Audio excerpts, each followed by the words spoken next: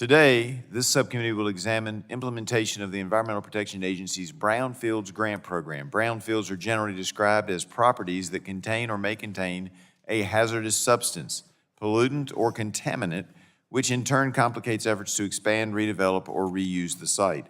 Often these contaminated sites are not redeveloped because prospective new owners are worried about becoming responsible for potential liability as the original company that is liable for the contamination no longer exists. Through this program, EPA provides grant funding to states, tribes, economic development agencies, and other entities who are then able to study the extent of contamination, clean up the site, and find a way to redevelop it. Since 1993, EPA has administered efforts to clean up these sites.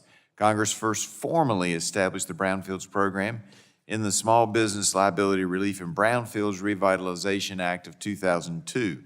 and codified it under the Comprehensive Environment Response, Compensation, and Liability Act. The Brownfields program has traditionally enjoyed bipartisan support, and the last statutory authorization expired last September at the end of fiscal year 2023.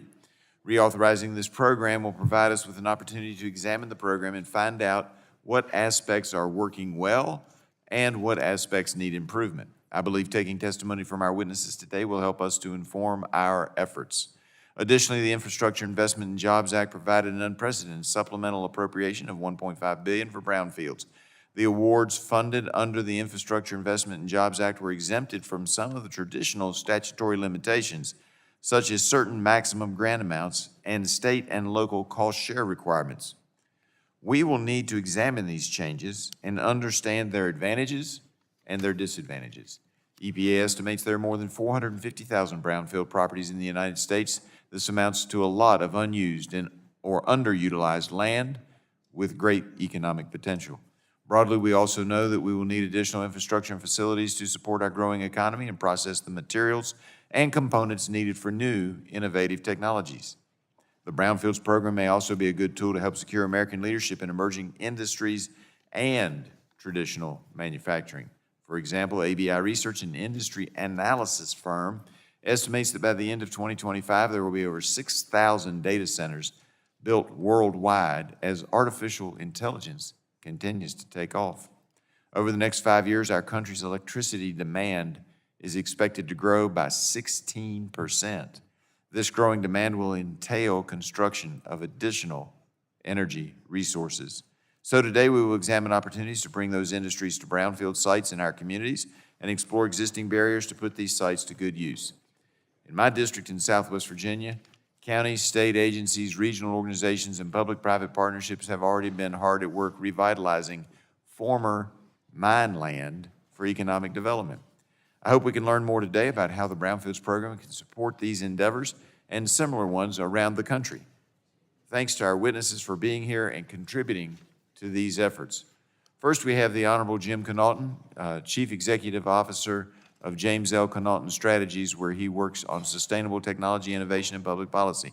Mr. Connaughton recently served as CEO of Nautilus Data Technologies, a company producing data center components with minimal environmental impacts. He also served as chairman of the White House Council on Environmental Quality under President Bush.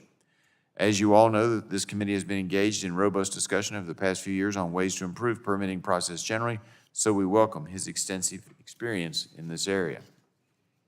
We also welcome back Mayor Christian Ballwidge. Did I get that right?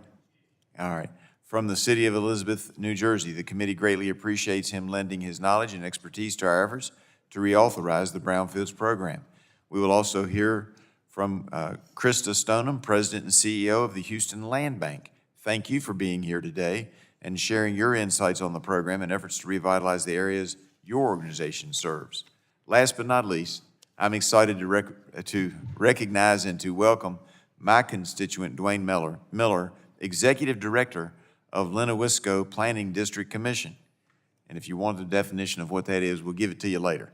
But my staff and I have had the privilege of working with the commission for years. They've played an integral role in attracting emerging industries to our region, creating jobs, and cleaning up abandoned sites in Southwest Virginia. Thank you all for being here, and I look forward to a good discussion today.